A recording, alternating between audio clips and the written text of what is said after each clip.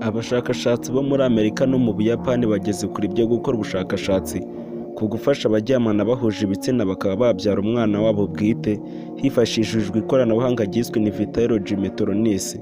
Abagore bacuze ndetse n'abafite ikibazo cy'ubugumba nabo bakaba bazafashwa n'iryo koranabuhanga. Inkuru ya The Guardian yo kuwa 26 Mutarama 2025 igaragaza ko iryo tsinda riri gukora ubushakashatsi kuri iryo koranabuhanga, aho abashaka gukora igi ry'umugore ndetse n'intangangabo bigakorerwa muri laboratwari hifashishijwe uruhu cyangwa utundi turemangingo twakubwa ku mubiri y'abashaka gukorerwa uwo mwana.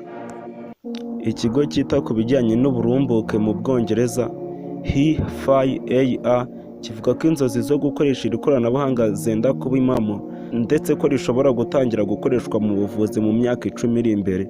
Gusa amategeko y'iki gihe akaba atararyemera.